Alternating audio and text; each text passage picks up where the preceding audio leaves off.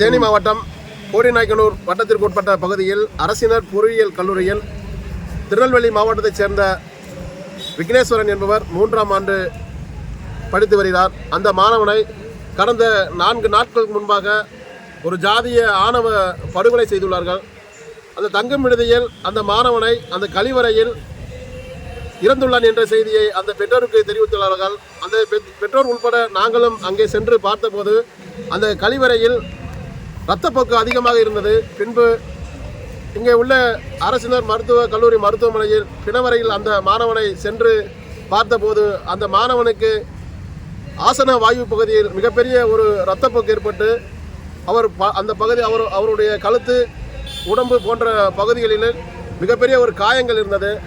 அந்த மாணவனின் முகத்தில் அந்த விந்தணுக்கள் என்று கூறுவார்கள், அந்த விந்தணுக்கள் அங்கங்கே சிதறி கிடந்தது. இந்த தேனி மாவட்ட நிர்வாகமானது கடந்த 4 நாட்களாகியும் இதுவரையும் எந்த ஒரு நடவடிக்கையும் எடுக்காமல் காலம் தாழ்த்தி யாரை இதை காப்பாற்ற துடிக்கிறார் என்று தெரியவில்லை, யார் இந்த கொலையின் பின்னால் இருக்கிறார் என்று தெரியவில்லை. அந்த மாணவனின் இறப்பிற்கு உடனடியாக நீதி வேண்டி தற்பொழுது அனைத்து கட்சிகளும் ஒன்றிணைந்து ஆர்ப்பாட்டம் நடத்தியுள்ளோம்.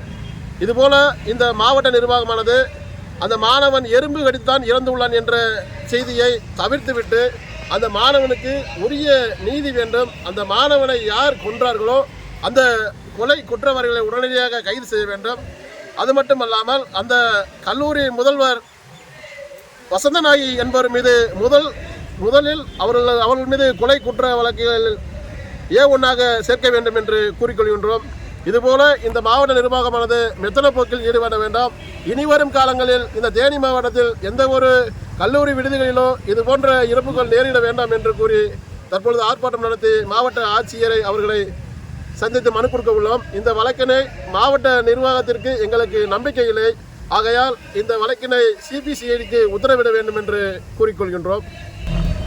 இந்த விக்னேஷின் இறந்தவரின் தாய் தகப்பனார் அவர்கள் இந்த மாவட்டத்தின் மீது நம்பிக்கை இல்லாமல் அவர்களுடைய மாவட்டமான திருநெல்வேலி மாவட்டத்தில் தற்பொழுது ஆர்ப்பாட்டம் நடத்தி மாவட்ட ஆட்சியரை சந்தித்து இந்த மாவட்டத்திற்கு ஒரு அழுத்தம் கொடுப்பதெல்லாம் அங்கே ஆர்ப்பாட்டம் நடத்தி கொண்டிருக்கிறார்கள். இது போன்ற ஒரு மெத்தன போக்கில் இந்த மாவட்ட நிர்வாகமானது செயல்பட வேண்டாம்.